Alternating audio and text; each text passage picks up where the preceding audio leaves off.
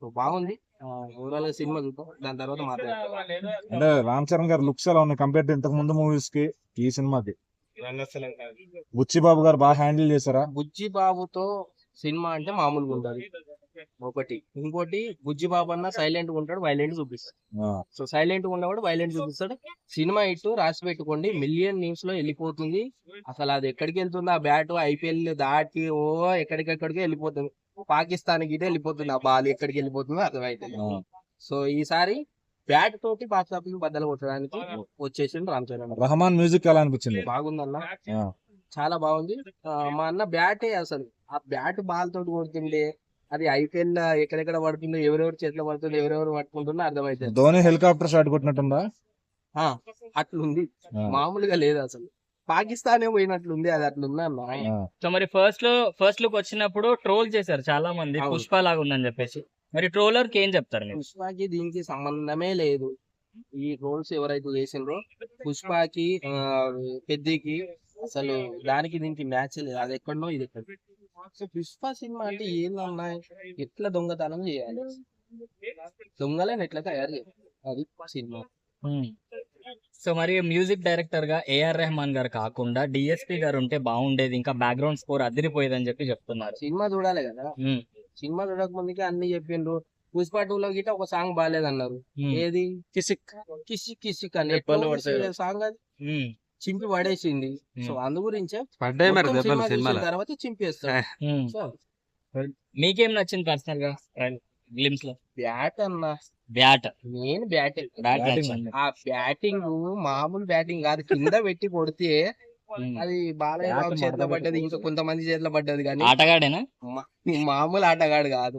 ఆ batting running చేసుకుంటూ వచ్చి కొట్టిన బ్యాట్ తోటి బాలు, అది కూడా కింద బ్యాట్ కింద కొట్టి కొడితే 6 పోయింది. అది ఏడ పోయిందో గిట్ట కనపడడం లేదు.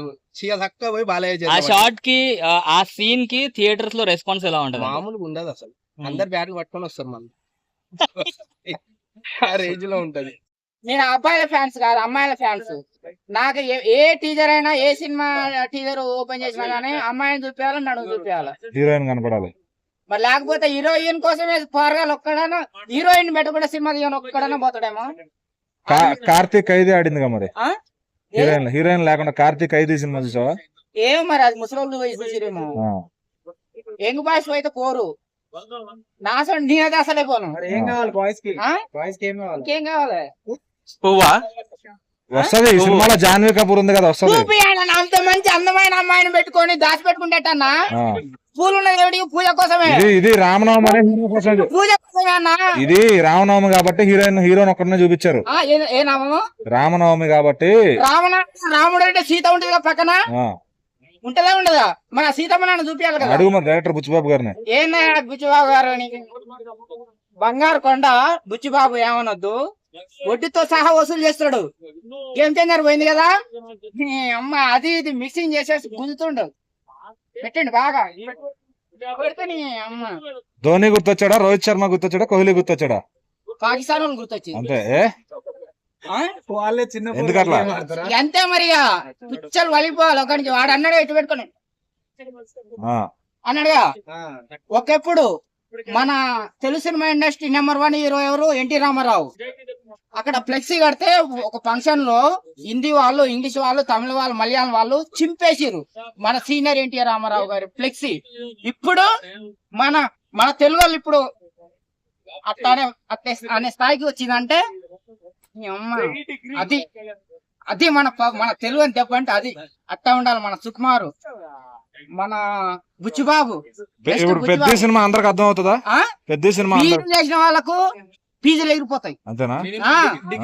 డిగ్రీ సరిపోదు, ఫీజీ అంతే.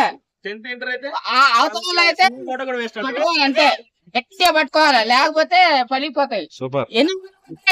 కొడుతున్నాడు బాగాలేదు కలిగిందనుకో పలిగిపోతాయి. అందుకని గట్టిగా పట్టుకోవాలి, అది పెట్టుకోవాలి, హెల్మెట్ పెట్టుకోవాలా. అట్లా ఉంది. సూపర్. అలాగే బుచ్చిబాబు వడ్డీతో సహా వసూలు చేయాలి. కానీ నాకు అన్యాయం చేయకు. ఈసారి ఏదన్నా చూపిస్తే మాత్రం చూపి, హీరోయిన్ చూపి.